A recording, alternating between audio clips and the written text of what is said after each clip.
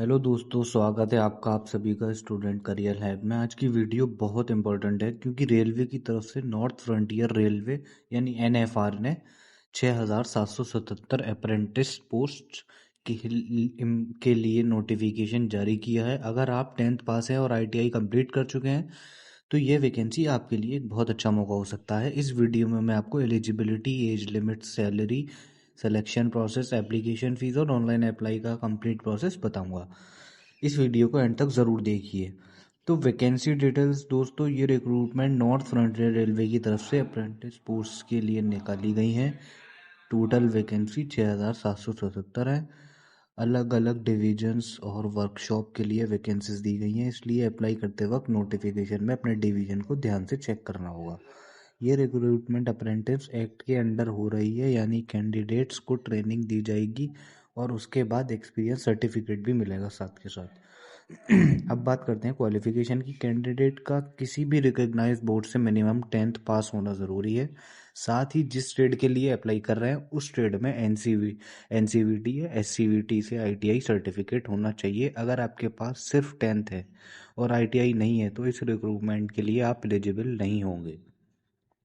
Age limit जो की बात करें तो 15 से 24 साल रखी गई है और जिसमें रिजर्व कैंडिडेट को गवर्नमेंट रूल्स के हिसाब से एज रिलैक्सेशन भी दिया जाएगा। एससी, एसटी, ओबीसी और पीडब्ल्यू कैंडिडेट्स नोटिफिकेशन के हिसाब से रिलैक्सेशन का बेनिफिट ले सकते हैं।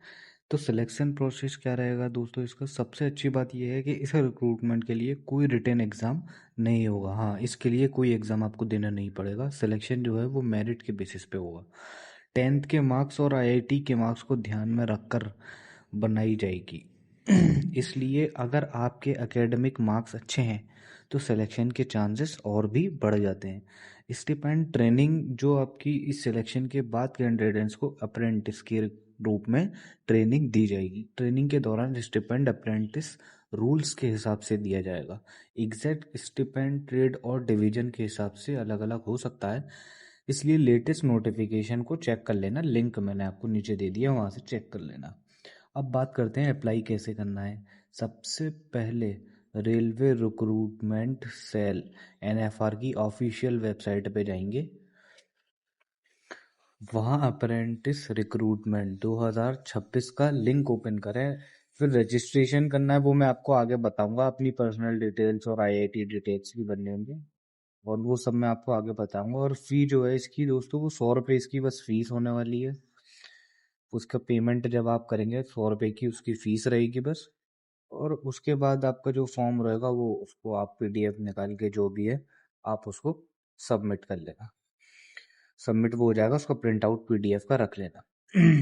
अब जो दोस्तों इसके लिए रिक्वायरमेंट डॉक्यूमेंट जो चाहिए, जो अप्लाई करते वक्त डॉक्यूमेंट्स होने चाहिए, वो आपके पास 10th की मार्कशीट होनी चाहिए और आईटीआई का सर्टिफिकेट होना चाहिए और आधार कार्ड होना चाहिए, पासपोर्ट साइज फ़ोटो होना चाहिए और सिग्नेचर, कैटेगरी सर्टिफिकेट अगर एप्लीकेबल हो, मोबाइल नंबर और ईमेल आईडी। तो दोस्तों ये जो मैंने अभी वेबसाइट खोली है ये इसकी ऑफिशियल वेबसाइट है।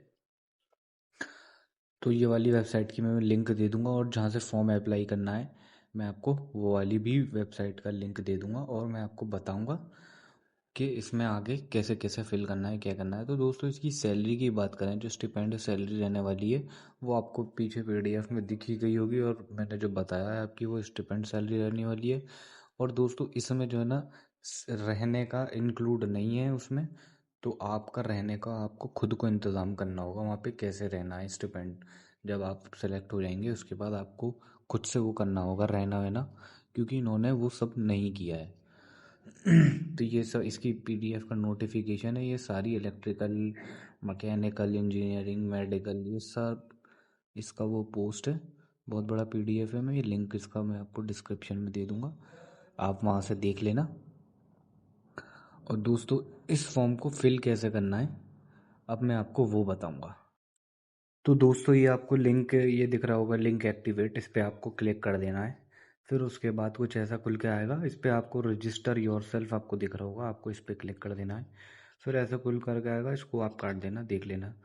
फिर उसके बाद यहाँ पर आपको नेशनैलिटी सेलेक्ट कर लेनी है, फुल नेम आपको टाइप करना है, फिर दोबारा से अपना फुल नेम डालना है। फिर आपने कभी अपना नाम चेंज किया था उस पर येस या नो करके जैसा भी हो उस पर कर देना। फिर उसके बाद आपको अपनी DOB भरनी है, फिर इधर भी भरनी है। फिर आपको जेंडर सेलेक्ट कर लेना, इधर भी कर लेना।